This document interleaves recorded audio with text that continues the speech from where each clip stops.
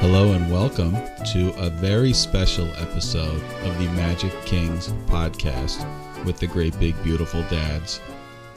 And we're here tonight with Mike. How you doing, Mike? I'm doing wonderful. How are you, Steve?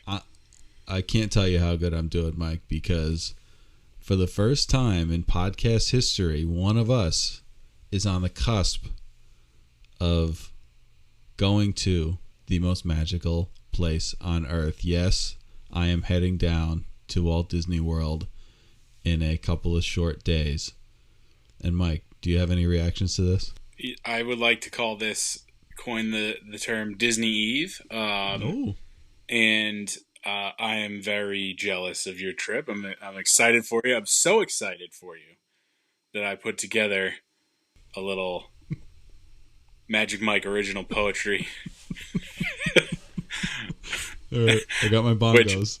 All right. You won't need it. It'll be so rousing. All right. I've been looking forward to this. All right, here we go. Go. The night before Disney. 'Twas the night before Disney, when all through the house not a creature was stirring, not even Mickey Mouse. Goofy ears packed in suitcases with care, in hopes we'd soon fly to Orlando's warm air. The kids were all snuggled, tucked tight in their beds, while visions of people movers spun wild in their heads. With Mom in her mini shirt... Hold on, I gotta compose myself. With Mom in her mini shirt and me on the Disney World app, we dreamed of the Skyliner, no time for a nap. When out in the night, Mickey's laugh filled the air, I sprang from my bed, knowing magic was there. Away to the window I rushed like a Dumbo ride, flung open the shutters, and saw Mickey outside. Oh, God. The moon lit the lawn like a lightsaber's glow, like the shine of a castle or a phantasmic show. When what did my wondering eyes soon behold? A plane bound for Orlando, all sparkly in gold. With a pilot so cheery in a Mickey ear hat, he sprinkled some pixie dust just like that. More rapid than Star Tours, the crew they did zoom, and he called out their names as they cut through the gloom. Now Goofy, now Donald, now Pluto and Daisy, on Minnie, on Chip, on Dale, don't be lazy. To Caribbean Beach Resort where the palm trees do sway, now dash away, dash away, dash away, yay. Like cosmic rewind, they spun through the sky with a trail of bright fireworks as stars zoomed by. To Orlando we're soaring with toddlers in tow, for a week full of magic where dreams overflow. And then, in a twinkling, we land with cheer at Caribbean Beach where the Skyliner's near. The resort was a vision with colors so bright, steel drums and palm trees beneath starlit night. Tinkerbell appeared with a wink and a glow, her pixie dust guiding us where we'd soon go.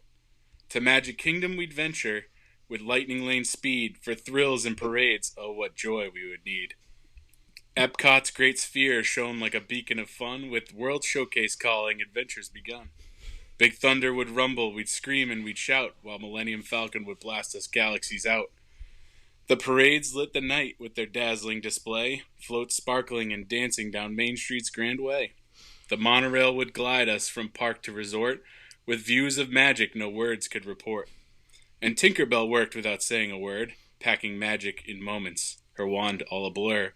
With a nod and a sprinkle she flew out of sight, her pixie dust trailing over Space Mountain's highest height. She sprang to her light cycle, gave her crew a quick call, and away they all flew over President's Hall. But I heard her exclaim as she blinked out of view, To Disney we go, where your dreams all come true. For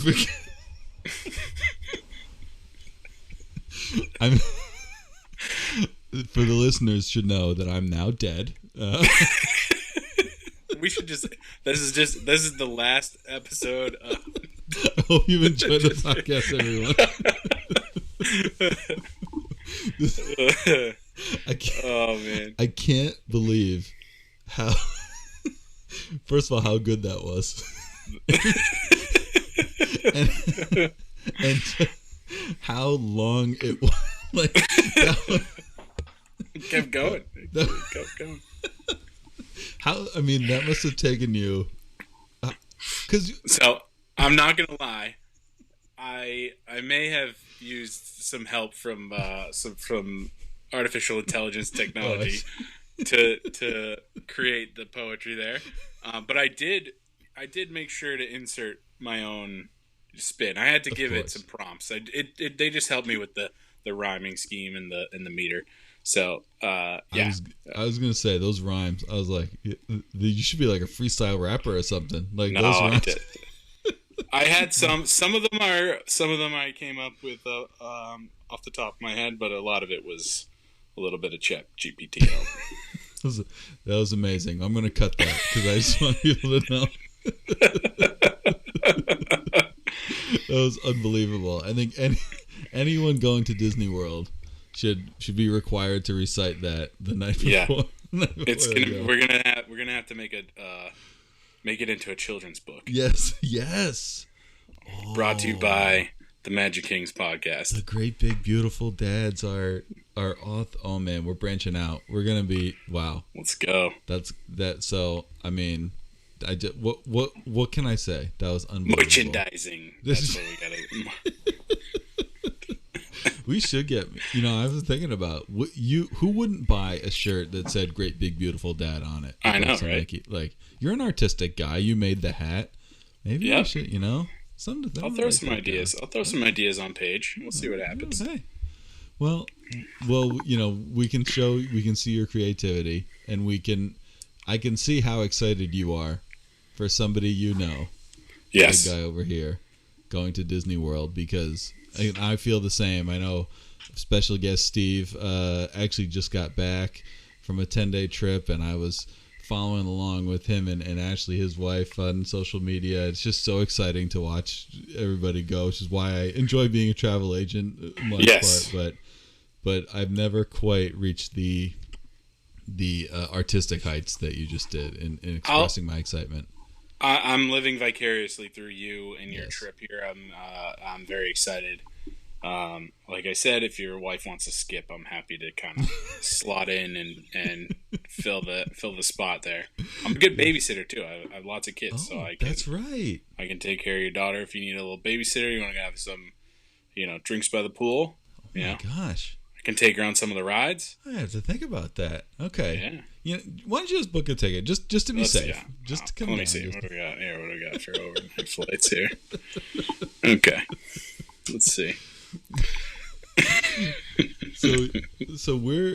So do you want to hear what we're doing? Yeah. So I'd love to hear, and then I think we should go through I think it'd be really interesting because I don't think we've ever kind of really got into this. Like, what's your pre-trip routine? What's your pre-day routine? What do you do? What do you like to do outside of the parks? If there's stuff that you like to do at the hotels or at the other options like the water parks or anything like that, give me your spin there, because we always talk park. We always talk park topics, right. And I think this is a great opportunity to expand to the whole vacation, because you being the travel agent, you've got, I'm sure, your own strategies, but also stuff that you've heard other people do. So it'd be really interesting to talk about. Totally. And there's things I'm doing on this trip that I've actually never done before, even that I've suggested people do, but I haven't done myself. And I think one thing I can say, and this episode hasn't released yet. I'm intentionally releasing it right before this one that we're recording now. But my sister is the impetus for this trip.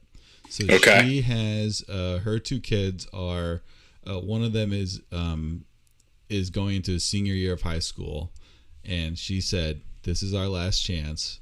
We got to make it happen." Yeah. And so they went last summer just for a couple of days, and then they did a cruise, but they're doing the whole week in Disney. And so I said, you know what? We got to latch on to that. So it's me, my wife, Sabine, and my daughter, Fran.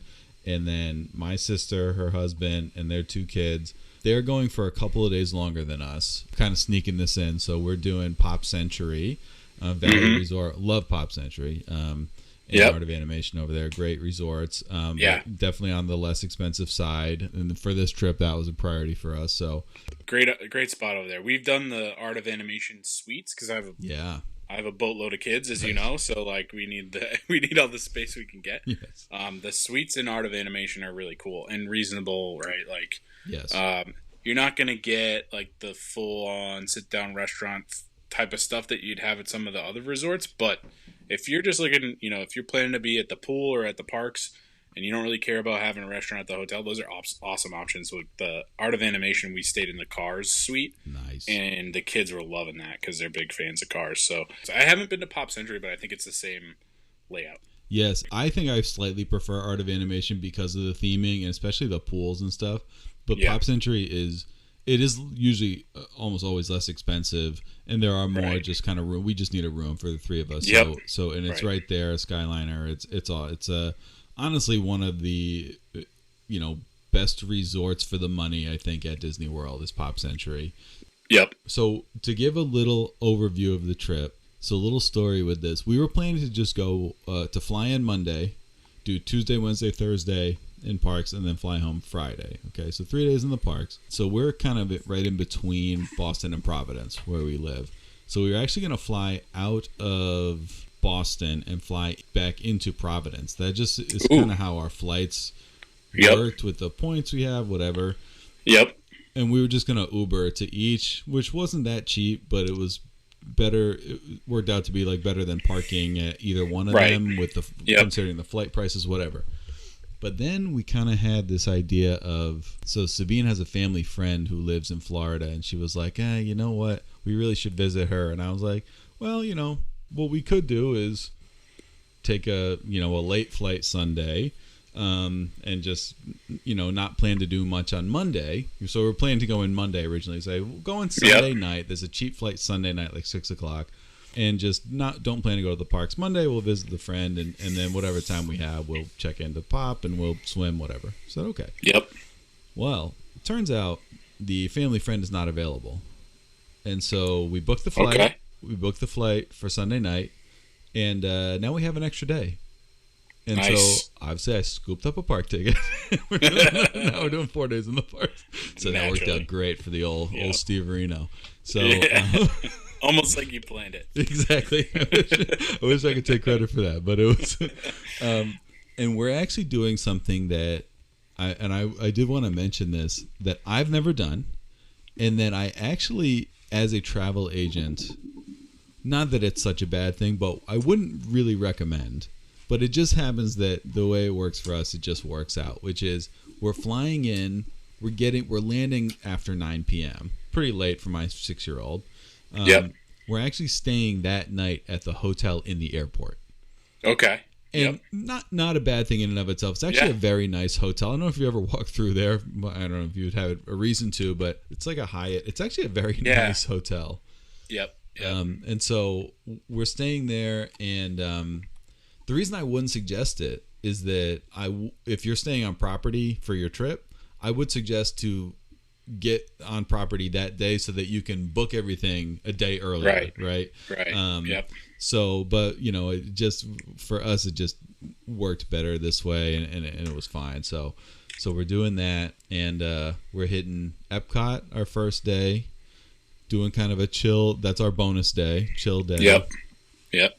Then Tuesday, we're hitting Magic Kingdom hard because we're going all day, and then at night, another thing I've never done. Do you even know this, Mike? We're doing Mickey's Not So Scary Halloween I was just party. gonna ask, are you gonna do the Halloween party? That's awesome. So and my sister and her family are doing that too, so that's gonna be a blast. Wednesday, back to Epcot with my sister's family, and again, I think another chill day because we'll be out late with the party. So kind of 2 chill days in Epcot to make sure we get the whole thing.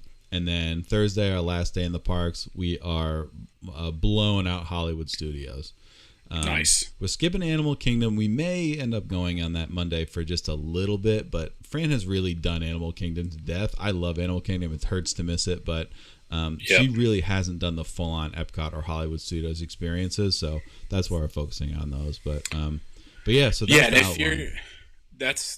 I like that trip. I feel the same way about Animal Kingdom. I like it a lot. It's not my top park, but I do really like. One of my favorite things to do is the safari ride, the Kilimanjaro safari ride. It's just like, it's so cool. and there's so much to do at Animal now with like the Pandora and some of the other spots. And as you know, my favorite ice cream in the whole world is at Animal Kingdom. But yeah, I mean, in terms of like your chill days at Epcot, like Epcot's like if you had to break apart a park into 2 days, it's Epcot, right? Because you can kind of like do the Spaceship Earth half one day and then the World Showcase another day, or you could even do like left to right. Like there's different ways to break it up, where there's so much to do at Epcot, and it's the biggest park in terms of just like spread. So there's a lot of walking, unless you're gonna like try to take boat rides and stuff like that. But yeah, no, I think that's a good one to break in half, and then you got to go a full day at Magic. And I am really interested to hear how the Halloween party is at Magic Kingdom, because I've been leaving the park as people are coming into the Halloween party, and I had little kids, so I was like they maybe it'd be cool, but they're too young to really stay up that late and enjoy it, so we just didn't pull the trigger on it. But it looked like a lot of fun. Like they actually let people come in costume, where usually adults aren't allowed to wear costumes, right? But for that, everybody's in costume, and you get to do the rides stay open later. There's all sorts of fun stuff to do. So yeah, that I'm really excited to hear how that turns out, because I have not experienced it myself. It's gonna be we're really excited about that. Fran is very into The Nightmare Before Christmas. Oh, nice! I never watched it before. I watched it with her. I like it, but she's like. So she actually chose a character on the My Disney Experience app, because her little profile, and I was like, you should choose one. And as soon as she saw Jack Skellington, she chose it. Yeah, and so she's all about Jack Skellington. So she's super excited, and you can meet Jack Skellington. Oh, I did not know that. And it's been a deep dive for me of research, because it is the longest wait of anything at the Halloween parties, meeting Jack and Sally, but her heart is set on doing it. Yeah. So I think I'll save it for my trip recap afterwards to tell you kind of what I did and how it went, just in case it doesn't work. I don't want to put it out there, but do they dress up Haunted Mansion specifically for the Halloween party too? I think there's something with Haunted Mansion that they do, right? Am I making that up, or is that they do? So they don't do like an overlay in Disney World. In the past, is what they've done. They have a ghost, like a performer who's a ghost outside, like roasting people. In Disneyland, they do a whole Nightmare Before Christmas overlay on Haunted Mansion. Yeah, but they do a couple of overlays. They do one on, I guess, Space Mountain is fully in the dark, which is amazing. So and they also do a Star Wars in Disneyland. They do a Star Wars version of Space Mountain. They call it Hyperspace Mountain. Oh yeah, I've heard of it. Have you been to? I don't know if you've seen that, but it's there is differences between Disneyland Space Mountain and Disney World Space Mountain. I don't know if we talked about this. It's 2x2. Yes, right. In 2x2. Yeah. Disneyland, and in Disney World, it's one row. Yes, and then Tiana's is the opposite, where it's side by side in Disney World, but it's one by one in Disneyland. Yeah, so I'm really excited. So my plan, and like, I'd rather not pay for it, but I don't mind paying for the Lightning Lanes. And the fact that you can do it ahead of time, as compared to Genie Plus where you couldn't, I just love it so much, because it just that week before, I mean, puts you at ease, right? You're not at ease. You're not stressing about, getting up at 7 a.m. and trying to book. Exactly. I know there's no virtual queues right now, but the virtual queue thing was stressful, because like those would sell out so fast. You'd have to be on app at 7 a.m. swiping to refresh. I just remember doing that for Cosmic Rewind. Yes, and it was like very stressful. Absolutely. And you can just look, like what I've been doing is just going in the app and like looking at my plans again and be like, can I tweak this and that? Can I modify? Can I do And I have it set up. It's like boom, boom, boom, awesome. My Lightning Lanes. And I'm just like so excited about that part. But that's part of my pre-trip ritual these days, is the Lightning Lane multi-pass and getting those set up. It's my favorite thing to do that. And I did very well this time, if I do say so myself. I think to talk about, I don't know if you have any like fun things you do pre-trip, Mike. I mean, I could talk about some of the things, but any like traditions that you guys do? so as you know, and I've talked about this, we were annual pass holders when we lived in Florida. So it was like we tried every version of going to Disney World. It was like, all right, let's leave Friday after school and get there Friday night and maybe see some fireworks or maybe do like the pool at the hotel and then get up real early and go. We've done like get up super early in the morning, drive 3 hours, get to the park at opening. Oh. But like that's after a 3 hour drive, and then by the afternoon you're just totally zonked. Right. And we've done every version of that. I definitely prefer to get a good night's sleep on property at a resort. Yeah. So you're fresh and refreshed. I'm still like I am not a morning person, but on Disney days I'm up at 5:30 a.m. Absolutely. and I'm already looking in the app and just trying to like frame my day and think about it. And I'm the only one awake. Like, Yeah. Oh yeah. my wife's a morning person and she is not up at. It's like we turn into like opposite beasts on Disney days. She's sleeping in and I'm up like prepping the bags and making sure we got everything. But yeah, so like I think it's more just the excitement. Keeping the kids kind of grounded is tough, right? Like when they're getting that anticipation, they're getting excited. You gotta like kind of hold some stuff back so that so they don't get like overstimulated and overexcited. We've done that also where we were kind of like, hey, we're going to go for a drive and go to this place. We didn't tell them. We were like, amazing. It worked out great because we were like, oh, we found this toy, but it's at a specific toy store, so we got to go for a little bit of a drive. And so we picked the kids up from school, and we have a minivan, and we had like the video going in the back, and it was like a 3 hour drive, and they did not they were just watching the movie, and we're like, why is this drive taking so long? We're like, oh, I don't know. Like, what? And then finally they like, wait, that's the Mickey power lines. Like if you've driven to Disney World, yeah. there's power line, like a power line Yeah. thing that is in the shape of Mickey, and that's the first thing you see when you come off the highway. And I'm like, is it? Oh, what? Just like trying to play dumb. So we've done that too. I think that was like the funniest thing, but I don't think we'd be able to pull it off again with them. They're too wise to it at this point. Yeah. And now we live farther away, so now it's like we're not going obviously as frequently because we're not in driving distance. So course. I think there's going to be more of a trip feel like you've got where you got flights and you got to plan your hotel stuff and like that. So we didn't have any specific routines. I would say we tried all the different things. I would not do the drive to the park in the morning or fly in the park in the morning. I would give yourself that travel day. One of our favorite things was to like on travel day, it's like just chill at the pool at the hotel because all the hotels have awesome pools. Like we used to stay at Caribbean Beach a lot. We stayed at Coronado Springs. Both of those have awesome pools with water slides. So the kids were just excited. And then, like, if you're at Caribbean Beach, you can see the fireworks from Epcot and Hollywood from the beaches there. So, like, they did not miss anything. It's not like, hey, let's go over to the park right now. It's like, no, we're going in the morning. We got like something to do. So we would always plan something special for the first morning, and then kind of chill at the hotel and the pool the night we got there. And that I think what like kind of allowed them to like ease into the trip a little bit. I think that was my favorite strategy was like, oh, well, we're going to build droids in Galaxy's Edge tomorrow morning. So we're not going to go tonight because we're doing that. Let's just go hang out at the pool. We can watch the fireworks on the beach, or you guys can watch the movie. Like the resorts all do a movie night type of thing. So there's so much to do at the resorts that, like, if you don't, you have to take advantage of some of that. So we try to do that a lot. That's typically our strategy is like travel day. You're going to be wiped out from flying or driving or whatever it is. Don't try to squeeze in park hours after you do that. You know.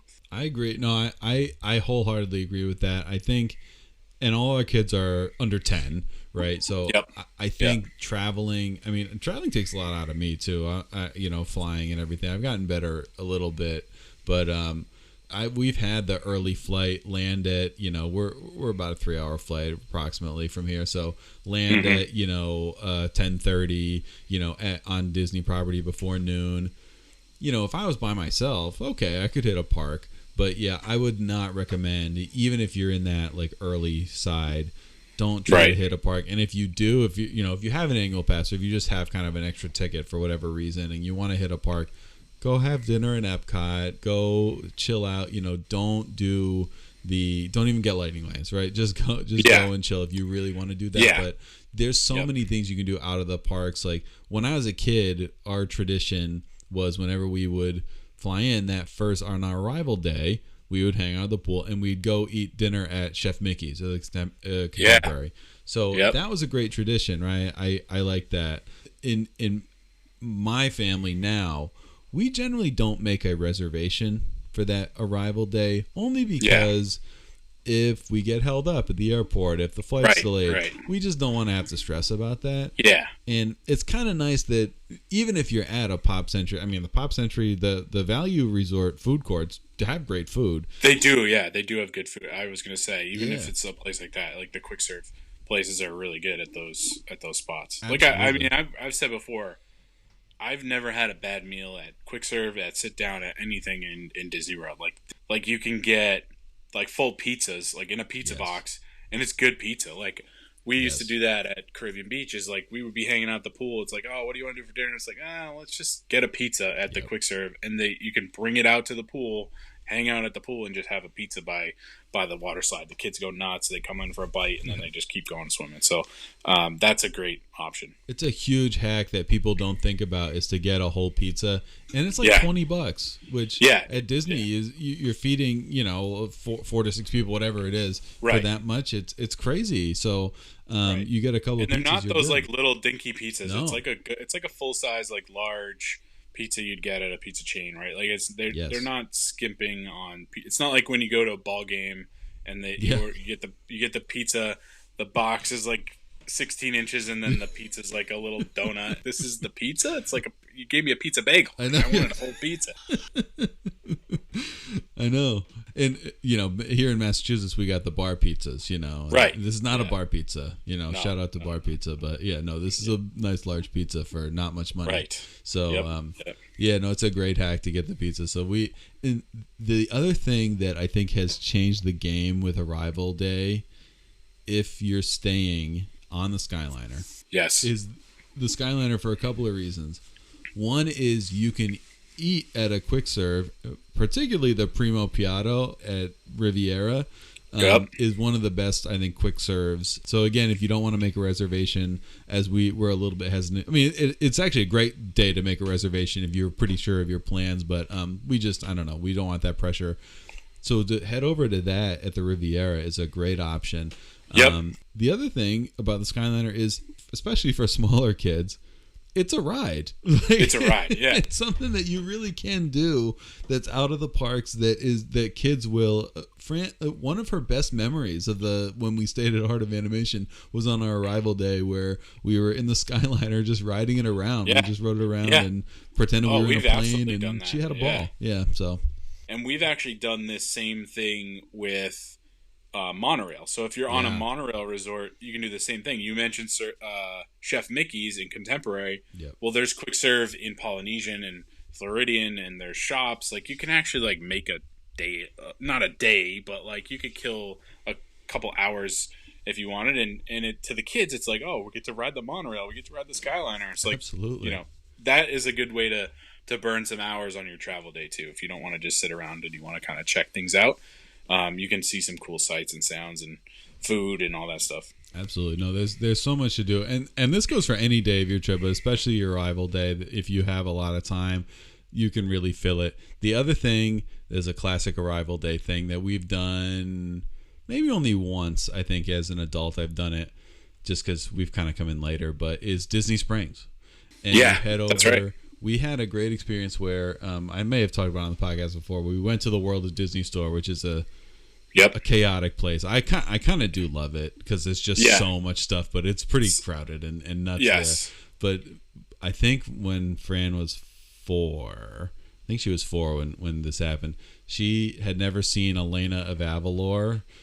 We talked about this on the Princess episode. Yes. I had never seen it either. I didn't even really know what it was, but she has like a scepter with like a giant jewel on the end of it, and they had one for sale at the World of Disney store, And we had told her, like, you can choose one thing as your souvenir for this trip. And she was like, Yep. this is it. This is something. She kept saying, this is what princesses have. And Yes. and she had That's it. awesome. And she carried it around the whole trip. She met Elena of Avalor, and Elena, like, explained what it was. And so, like, that little trip to Disney Springs to get the scepter was Yeah. just stands out as a great, like, and it, we were there for the whole thing. Took a couple hours. You ride the bus. You walk around. It's a great spot. So you could obviously spend a whole day plus in Disney Springs. But Oh, Disney Springs is so cool. And if you haven't been there, or you remember it as, what was it, Downtown Disney? yes, Right? They totally redone it and revamped it. A lot of the same stores, but they've added a bunch of stuff. Like, you can still see, like you said, the World of Disney store. And then there's like a bunch of other shops and restaurants and some cool stuff that they've added in recent years. And yeah, like, that's a whole area. No admission, right? You can walk Yeah. around, you can see stuff. There's a giant Lego store. There's a dinosaur thing. There's awesome food, awesome restaurants. There's like some like celebrity chef restaurants. Like, I think that Iron Chef Morimoto has like a Japanese restaurant. Yeah, We what's tried to go to last time we were there. It didn't work out, unfortunately. But there's some like really cool spots to see and things to do. yeah. There's so many. in There's Disney that Springs. Art Smith's Homecoming. I know is one Yeah. that with the fried chicken and everything there. Yeah, and the other thing is you can go to like Uniqlo and the Gap and stuff like. Yeah, at Disney. I yeah, feel like it's you like- couldn't do that at not that Right. that's what I'm going to Disney for, but for some people they. They have special Disney stuff there sometimes, whatever. So it is just a bigger, kind of more robust area now. It's really nice. Yes. I really Yes. like Disney Springs. So that's Yeah, not a it's great really- it's arrival cool. day thing for sure. Yep. We're having kind of a weird arrival day in that our arrival day, like when we actually land, we're just going right to the hotel in the airport and Right. going to bed so that we can be up and Yeah. out. I haven't had that experience. I'm kind of excited to see how it goes. Yeah, I can't wait to do like a post trip, and we should do a post trip with both you and other Steve. Yes. I think, are we calling him Other Steve or I call him also Bizarro Steve, actually. Also Yeah. Steve. Okay. So Steve and also Steve, just recapping. I think that would be a good episode to have the Yeah, three of us for sure. chop it up, because I'm, as you know, sort of in the beginning planning phases of a big trip myself. Oh, man. That we'll definitely get into some more details on in the I near do future. know. But yeah, I think it would be really cool to get some ideas for our future trip based on like recent experiences that you guys have done. Absolutely. So I'm excited about that. He might need his own recap because he went Poly and Beach Club 10 days. Ooh. His Ooh. trip, I know I don't want to spoil anything. He did some crazy stuff on this trip, so I can't wait to hear about Nice. that. But anyway, yes, go on. That's awesome. Yeah, I was gonna take us in a different direction here. Please. What, if anything, like unique or special do you guys bring or pack as part of your, not just your trip in general, but like your day of gear? Like, what are you guys packing? What are you guys bringing to the parks? What are your things that you have that people might not think of that are good things to have on park day? Yeah, that's a great question. I want to hear yours too because I'm sure Yeah, you. I've got a couple, so you I wanted have- to get your take first. Yeah, and I have some experience going in the summer when it's super hot. But Yep, as do I. I've done much more in the winter. Yes. And so for summer, it's definitely different. So what I'm packing for my park days, first of all, cooling towels. Ooh, I don't know if you I was use gonna say. these. Yeah. I do. Yeah. I didn't know about these at all. And I saw some people with them on a hot summer day, and they sell them at the shop on Main Street. So Yeah. like they're all over the place. You can get them, and they're reasonable, right? They're not expensive. Yeah. Yeah. And so I'll let you intro the cooling towels because Yeah. I am a big fan of the cooling towel. Yes, it's amazing how effective they are. I mean, they're just these towels. They're little cloth. I don't know what kind of material. And yeah, there are Disney branded ones. We actually do have some from Disney. All you gotta do is wet them, Yep. and cold water helps. And you put them like around your neck or whatever, and it really does keep you cool. They stay cool. Yes. For a long time, and then if they start to get warm, all you gotta do is run them under water. I mean, that's it. Any sink, anything. Yeah. And So I don't know if you know this also. oh As long as it's wet, if you take it and like snap it. you stretch it out all the way, Yep. and then you bring it in, then you snap, like pull it and Yeah. snap it. It will actually get cool again. Like I Yes. think it's just the way the liquid in the towel. There's no like chemicals or anything to it. It's just the way that the fabric is set up and Yeah. it has liquid in it. So you can actually, even if you don't have cold water, if you're wearing it and it starts to get hot again, like you just take it off, you unfold it, you pull it and kind of like give it like a snap almost, a snap motion, and it will feel cold again. Yeah. So that's a little hack if you're not near like a water fountain or something. But there's always cooling stations that you can grab water or wet it if it's getting a little toasty. But, yeah, No, totally. Yeah, it's true. And I got new cooling towels, and I actually think these are better than the ones we got at Disney. The ones we got at Disney work really well, but I think the brand is called Frog Togs. Okay. Yeah, something like that.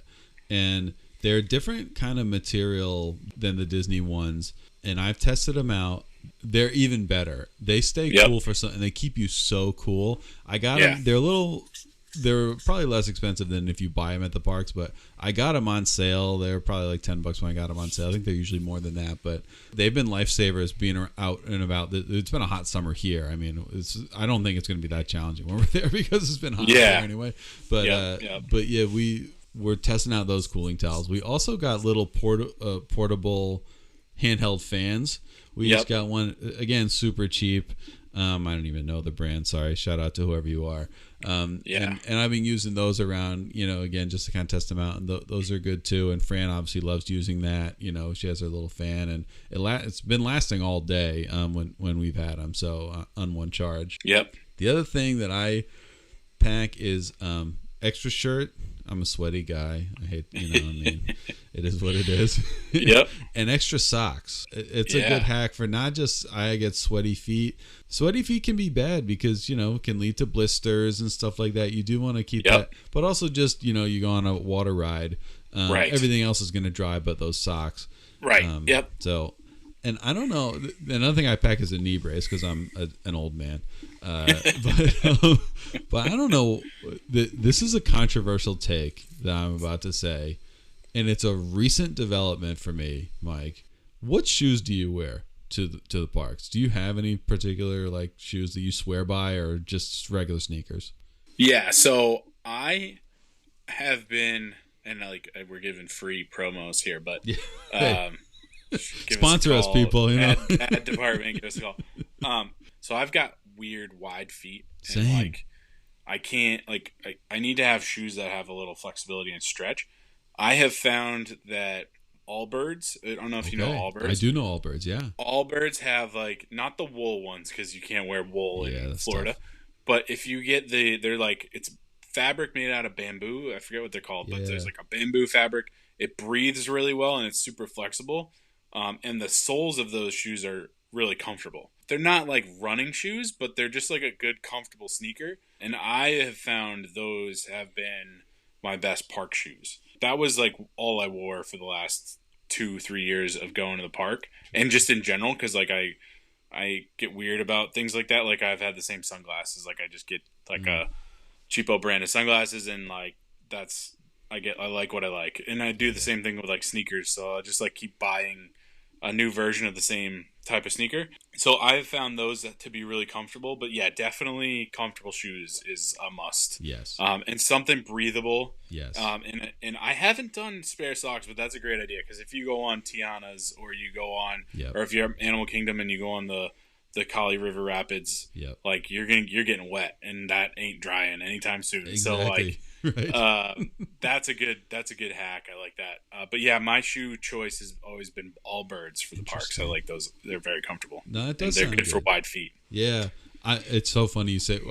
We could do a whole other podcast about wide feet. I had like the shock of my life last year when I like actually measured my feet. I'd been wearing the wrong size shoes my entire adult life because I just have like gigantic wide ogre feet, but they're not like.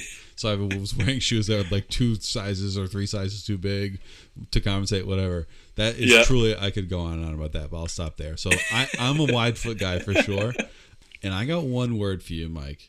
You might be shocked about what I'm about to say. I'm curious to know what you think. Let's go. Crocs. Ooh, Have you ever worn Crocs? I can't bring myself to do it, but my kids wear Crocs and they love them. So I'm like, there's got to be something to it. I don't know. And you see, there's a lot of people at the parks that wear Crocs. There are, and like even Disney Crocs you can get now, and yes, like they sell them. I forget. There's like what are those things that stick in it, and then you can get like Disney pins and things that I forget what those are called. Giblets. No, giblets. Oh my god, I'm a boomer. Giblets. Oh my god, I'm cutting that. Yeah, so it's funny. My sister got me a pair of Crocs that she saw, like a funny pair, and I had never worn them before, whatever. And so I actually just put them on and walked around. I was like, oh, these are comfortable. I was walking around maybe the zoo or something in them all day, and I was like, wait a minute, like these are really, they're supportive, they're very comfortable, they're easy, whatever. My only problem was that I do have these like big feet, and they were a little too low, like the top a little too low. But otherwise they were great. And I found these other Crocs. They're called Crocs Off Grids. Shout out to Crocs Off Grids. And they're just a little taller. Okay. I've worn them all over. I've worn them all day walking around. They are my shoes for Disney parks. Nice. And like I mentioned, knee brace, like my feet, you know, I've had foot issues, I've had knee issues, walking around all day, it can be tough. Not once in the Crocs. They are so supportive and comfortable. Wow. Obviously they dry off, they won't get soaked like sneakers. So I am a believer in Crocs. I'm not winning any fashion awards or anything for like that. I'm not going to go to Milan Fashion Week with those, but I will say they are a lifesaver in Disney Park. So that's on my list. I have now a couple of pairs of Crocs that I bring with me to Disney. So I know there's a lot of people that don't like Crocs. There's a lot of people that do like Crocs. Florida's a big Croc territory. Yeah. People in Florida like Crocs a lot. So you're going to fit in. You're going to look like a local. People are going to be thinking, oh, that guy's an annual pass holder. Exactly. Yes. That's what I'm going for. Yes. Yeah. And, it's ironic because what's Florida known for? Alligators. And here they are with Crocs, So Crocs, they got all those. How was that for a dad joke? Was that pretty good? So that's what I'm packing. Crocs, fan, cooling towel. Nice. That's my summer stuff. Extra shirt, extra shoes, and a knee brace. Okay. Are you still in stroller mode? That's a fantastic question, because I actually thought that we were not going to be stroller people. I honestly thought she wouldn't want it. Right. Yeah. And then I kind of asked her about it. So she's 6.5. I mean, she's going to be 7 in less than 2 months. So, and she said, oh, no, I need a stroller. Yeah, so I was going to say, like, I think you almost push the envelope with a stroller, not just because, like, the kids are lazy and don't want to walk around, because they'll probably walk a lot of time. Yeah. But for me, the stroller, and we have young kids that actually need a stroller, but I would push it because I don't want to carry anything. Totally. I would not recommend bringing a bag in or like a backpack. Like I've seen people with backpacks and bags. It's like you get every ride you go on, every show you go on, you got to figure out what to do with the bag. Yep. I am a big believer in pack the stroller, but also we always did the smallest little umbrella stroller that we could find, but still had like good under storage, because you do need to, if you get on the tram or the bus, like you do need to fold the stroller. So you need to be able to like take the stuff out, fold the stroller. Monorail you can roll right on, and some of like Skyliner you can roll right on. But like some of the things that the bus you can't. You need to fold it. So what we would actually do is have like a reasonably sized bag that fit under the stroller, and that was everything had to go in the bag. Everything that we were taking had to be in the bag in the stroller.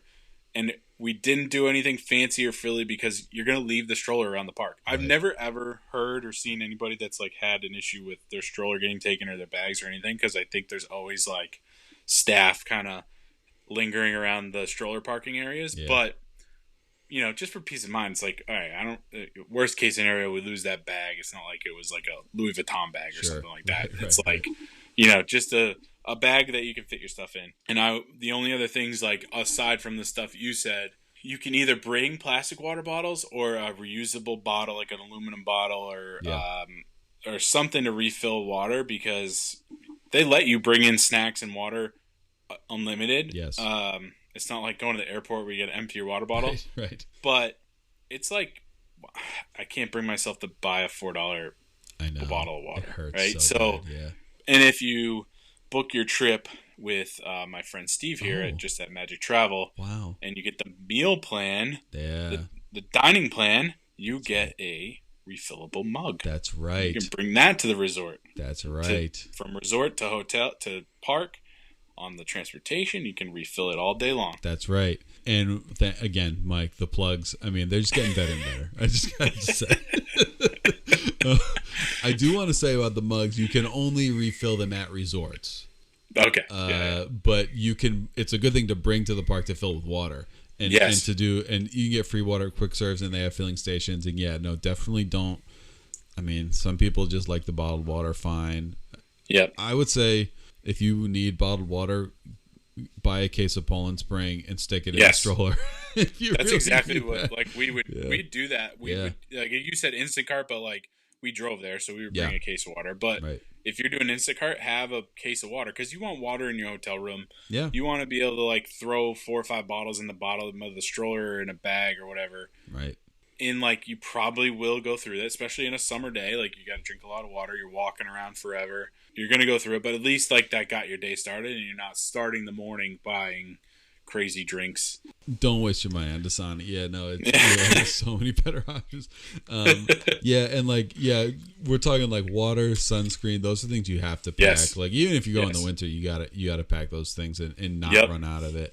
I want to say on the strollers too, just quick, and shout out to Ashley, the special guest who talked about toddlers. We talked about strollers too, and how we both said the same thing. We enjoy having the stroller in a lot of ways. And she said when she was a kid, like in the mid 90s, her stroller got stolen, which was kind of wild. But I heard that. I was like, what? I've never even considered it. Like, I don't mean either. All these people are doing the same thing I'm doing. Like, if you're there stealing strollers, you got some major issues. It's wild. Like, I just cannot imagine that happening these days. Even back then, I can't imagine it happening. But I know. It's like the only place in the world where you're like super trusting of everybody else that's there, because like everybody's in your shoes. That's like, right. Everybody's looking for their stroller, and they have the designated stroller parking areas. They have attendants that will now like line up all the strollers and like put them in a perfect line so that max amount of strollers can fit. And like, I'm pretty sure they have cast members that it's like their entire job is just managing other people's strollers. So like, there's somebody there that's, kind of, watching over to make sure there's no funny business. Every stroller parking has somebody watching and monitoring and no, for sure.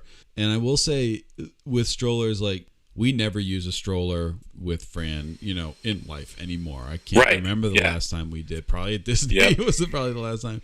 And you talked about the kind of stroller that you bring, and you can bring your own stroller. And I talked about this again with Ashley, but you can gate check it. You don't have to. It's not a checked bag. It's free to take. Yes. There's upsides to that. You usually can get on the plane earlier, and it doesn't cost anything. So that's good. The downside is that the stroller is in the cargo, and these strollers sometimes are not, they're not the sturdiest thing, so they can get damaged. That hasn't happened to me, thankfully, but it does happen to people kind of quite often. So sometimes you want to buy like a case for it, and so it ends up spending, costing money, and something you have to deal with. You can rent strollers at the parks. They're not the most comfortable strollers for kids, but they're fine, and they're not super expensive. It's like $28 a day per day if you do it for your whole trip or something. So that's not terrible. Can I tell you, like, I don't know, you may already know this. There's like companies that will deliver strollers to your hotel too. And we've done it, and I think that the one we've used is called Kingdom Strollers. Yes. They have a great reputation, and they meet you. That's the one I've seen as well. Yeah, I haven't actually done it, but I've seen the truck, and it's like a full-size box truck. Oh, and they pull up to the resort, and there's like probably 50 people that are all getting a stroller at the same time. Yes. And that I've seen a lot of, that people will rent those strollers too. Yes. So it's like off park almost, but they bring them to the resort, and they'll drop it off at your resort wherever you are. Yes. And you meet them and get it, and I've never heard one complaint about Kingdom strollers. We're going through them. We got like a diesel stroller for Fran this time. The one there is one that's a preferred vendor of Disney. It's a Scooter Bug, which you may have heard of them just as a company. People have good experiences with them as well. The advantage of them is that you don't have to meet the person. They can drop it off at Bell Services. They're the only company that can do that. The downside of them is that, and again, plenty of people have good experiences with them. I've heard enough not have good experiences with the stroller wasn't there, it was damaged, or they kind of tried to like screw them on the other end. Oh, this is damaged, whatever. Like just stories like that. And I think pretty universally, Kingdom strollers, is better regarded. I mean, anyone who has a different experience, sound off in the comments. Right. But those are the two that I see: Scooter Bug and Kingdom. But I definitely prefer Kingdom. Yes. So, anyway, just shout out to Kingdom strollers. I have 2 more stroller points. Let's say it. Number 1, don't bring a wagon. Oh. Any type of wagon. They will not let you in the park with a wagon. Oh, really? I didn't actually even know that. They will not let you in. We had, and it wasn't, so we had, I'm not talking about like, we wouldn't have done this, but like not the red wagon type of wagons. Sure. Yeah. We had a stroller wagon that was actually like a fold-up 2-seater. Yep. Where it was like a wagon, a fold-up wagon thing. I forget what the brand was, but it had a handle like a stroller, but it was a wagon setup where there was 2 seats facing each other. Yep. And we actually got called out in the security line, and they would not let us take in the wagon. We had to bring it back I had to walk all the way back to the car. Oh my God. And drop off the wagon. So don't try to bring a wagon in. Really? Yeah. Good tip there. Maybe they changed it, but I was very upset because I was like, what? Like it's the same size as a stroller. Like it's not like I'm bringing in like a, what are they called? The radio flyer wagon where it's like plastic and awkward. It's like, no, this is like a stroller type of wagon. It's just set up so that the kids can sit facing each other. And it was a no-go. They were like, strange. Nope, no wagons. So I don't know what that was about, but don't try to bring a wagon. Interesting. Great tip. Yeah. Any cast members out there listening who know why you can't bring a wagon, sound off. Yeah. Maybe it was just me. They didn't like the cut of my jib, and they were like, this guy, he's no good with the wagon. Yeah, no, you should have told him, hey, I'm a great big beautiful dad. You got to let me in with the wagon, Right. Yep. So we're strolling it out this time, and I feel good about that. I think I think it'll save her from crashing out. I mean, the thing with Disney, I mean, it's hot in the summer. Yeah. But, Disney is great about, like, we've been to other, like, we just went to Storyland in New Hampshire. Yep. Shout out to Storyland. I love Storyland, but it's more of like a little kids park. There's like 2 buildings with AC there, and like every line is outside in the sun. It's like there's no shade, and it's like, and we happened to go in like the hottest day in New Hampshire this year. Yeah. It was like over 95 degrees. It was hot. It's hotter now than it will be in Disney. So and you can just get out of the heat, and it's manageable, I think. Yeah. So I've been many times in the summer, and living in Florida for a couple of years, you do kind of get used to the heat, but it's still really hot and humid in the summer there. Disney does a great job of like every shop, if it's an indoor queue for a ride, they're all AC. Like it's all very cold, and like it's not like it can't keep up. Like they've got industrial level air conditioning. Oh yeah, baby. And then even if like it's an outside queue, a lot of times they have fans. Yep. And they have fans with misters. Like they do a good job of like trying to cool people off because they know like it's Florida. Like it's hot.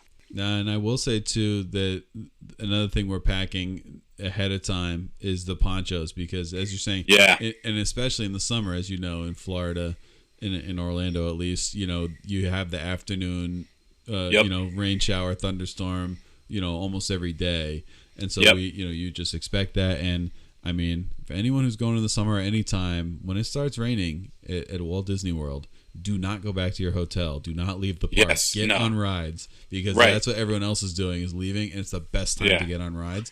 There's so much indoors to do. Like, do not leave the park. Stay there. Yeah. That as soon as the sun comes back out, leave the park. Go into like if you're in Magic Kingdom, go into like Mickey's PhilharMagic. Yes. And by the time you're out, it's done raining. Go into the Hall of Presidents. And then by the time the show's over, it's done raining. So like, a lot of people get scared away by the thunderstorms and the rain. They're like, the day's ruined. It's not. No. Like Florida is super fickle with weather. And it's going to be sunny in 25 minutes. So, yes. Don't get scared away by the weather at all. And I think I've said this on the podcast. It happened the first time I've ever seen it last year, actually, when we were at Disney. It rained all day. It was the first time I ever saw it. Yeah. Guess what? We still had a blast. Like, Throw on the poncho. It wasn't the most fun day we ever had, but it was close. We had a ball. So don't be afraid of the rain, for sure. You know what I'm doing right now in my house, Mike? Charging up Magic Bands. The Magic Bands. Yes. And once they're charged up, I'm sure there's an update. You gotta do that before your trip. So if there's a little software update on there, do that. You don't actually have to charge the Magic Band Plus; they'll still work. Look at that, Mike's showing me his dad one. Disney Dad, Disney Dad. So I have like a charging hub that's got like 5 USB slots. Oh yeah. And I've got all the Magic Band plugs. I got them all lined up. Love it. My wife hates it because in the hotel room when they're charging, they like kind of flash on and off, and she's like, "What? Turn those lights off." I'm like, no, those are on all night. We're not turning any of those off. I love it. No, you got to. I mean, you got to. The little vibration it gives you when you walk into the park. Yes. I don't know if to me, that's one of those moments. I never anticipate it. Like I'm not focused on that, and then it happens for some reason. That just gives me that jolt of like, oh my god, I'm here. Like it's a sensory thing. Here. Like I think they know that's gonna get you. Yeah. Like, ooh, what's going on? Exactly. And then we've talked about this. I talked about this on one of the prior episodes. I think it's called like the Fab 50, the golden statues that are around the parks. Yep. That's really cool. Like a fun thing for the kids too, because they can it's like a treasure hunt type of thing. You can wave at them and they play a song, and then your Magic Band lights up and buzzes, and it's a cool another sensory thing that the Magic Band does. It is like a fun little add-on. Absolutely. So we got to make sure those are charged up for us. That's right. So those are charging right now. Yeah, we're leaving right now. In 48 hours, I will be asleep in the airport hotel. Probably, hopefully asleep by now, by this time, and getting ready to head over for a nice chill day. I got my first Lightning Lane. The return window is 10:45 to 11:45. Okay, we're not rushing. We're not rushing that first day.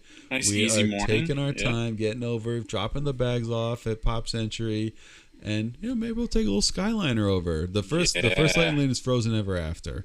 So, and I said, because I wasn't sure if we were how we were going to do if we were going to get dropped off right at Epcot. So I said, why don't I get a Lightning Lane for a ride that's in the middle, as my first one. And so we went with Frozen. And so either way we go in, we can head there, and I'm excited, Mike. I don't know. You can take. I mean, so that's the one that's like.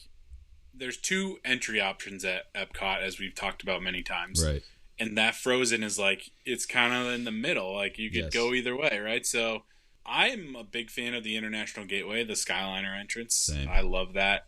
The only thing is, if you're on a monorail resort, you can't take advantage of that. You got to go in the front, which is not it's not a bad option either, right? The front is really cool because you get to walk under Spaceship Earth. You get to experience that giant feel of Spaceship Earth at the front of the park, which is awesome too. I like the sort of the location and the convenience of the International Gateway entrance better, but I like the entrance at the front. I think the entrance at the front is next to Magic Kingdom is the best. It's a great feeling. So you do kind of miss that, and they've recently redone the entire area behind Spaceship Earth, and I forget what it's called the Communicore Hall of Plaza. Yes. And we are going to check that out. There's right now what's happening is something called Cool Kids Summer, which is a whole other thing we could talk about. But Goofy has taken over my guy, my Disney World app character. has taken over Communicore Hall, and they have all like fun dancing Nice. game stuff like it. So we will. It's in the air conditioning, so we're gonna check that out. Goofy We'll be over Core, there. they're calling it. Goofy Core, exactly. Yes. That's awesome. So Yeah. I have a question for you, Mike. Yes. Because I've looked. I don't want you to pull out the map. I want you to think about this off the top of your head. What you Okay. think? So Yep. I got that first Lightning Lane. It's 10:45 to 11:45 is the return window. Let's say we get a little delayed. Let's say maybe something happens. We walk through that international gateway at 11:30. We got 15 minutes. Which way are you going to get to Frozen Ever After? Are you going through the countries? Are you going up to the UK and around through the top? I'm going through the countries. I'm going right. Okay, you're going right. Okay. Yep, I'm going right, and I'll tell you why. Okay. Because it's not a straight shot, but there is less bridges and kind of like twisty areas that you got to go. I don't know, it's hard to explain. Like, if you go left, the UK kind of like pulls you back, and then you got to tuck around and go over the bridge. And then you could get hung up in the center area there. And then there's another bridge to get into Mexico. I'm going right, and just it's a straight walk. Yeah. But yeah, so I think that's the route I would go. Smart. And also, like, if I'm going left and I'm going by Mexico, I'm stopping for a margarita. So I think that's I'd get myself in trouble if I went the other way. That's true. Yeah, that's true.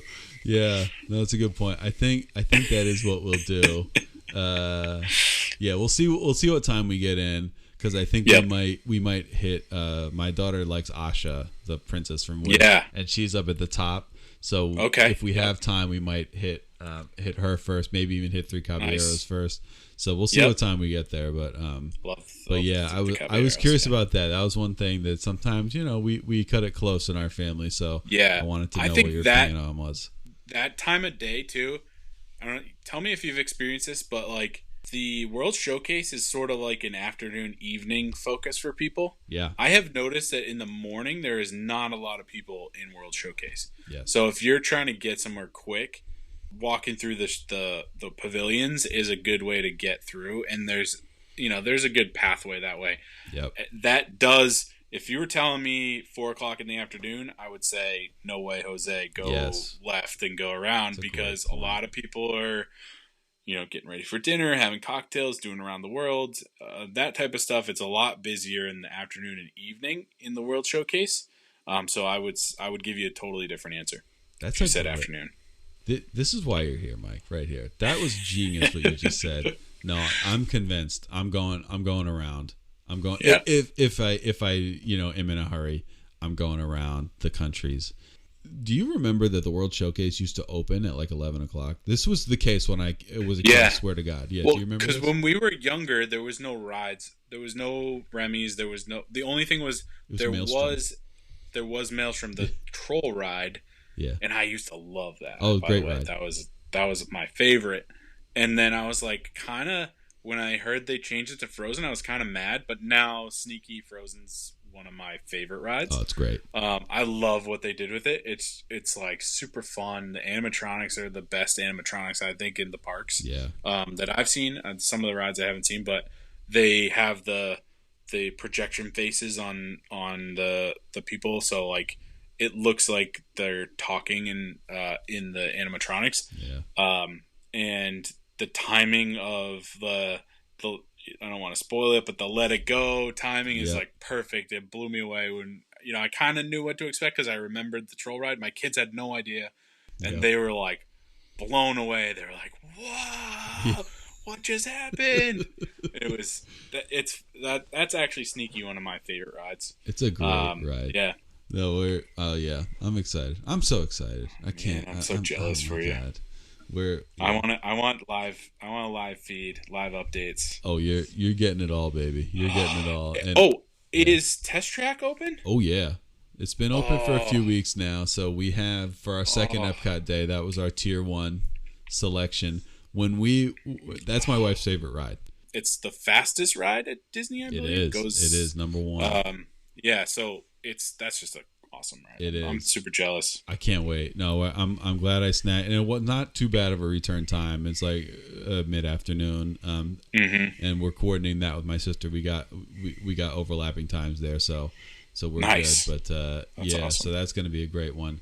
Yeah, once we do our recap, I'll get into kind of more of the details probably. But yeah, but we're setting up for a great trip. We're excited. So well, I'm a little bit jealous. I understand. I'm excited for you. The poem is really what put it over the top for me. That I am just now raring to go. I think we're gonna break the internet with that. I mean, you broke my brain. I mean, it was that's going to the top of the charts, whatever charts they are. That's going. Yep. So follow along, everybody. If you want to follow me on Instagram, Steve _ just add magic travel. I'm also on TikTok, Steve _ just add magic. And should we make you're not a book face guy. I was gonna say, should we make a Magic King specific social media? But as you know, I'm not on social media, but I'm not opposed to it. I think we can, I think we can spread the word. Maybe we should. Maybe we should. That might, listeners chime in. Should we do that? But follow along. I'll be posting some stuff, and you'll hear all about it on the Magic Kings podcast. So Mike, wish me well. Man, I'm so jealous. And I'm giddy. I'm giddy with excitement. I just can't wait. You got an extra suitcase you can squeeze me into? It's funny. We do have an extra one. Ooh. And as long as you can get under 50 pounds, I think no, that's not gonna work. All right. Well, we'll see you on the other side. Oh, enjoy your trip. Thank you. I'm happy for you. Me too.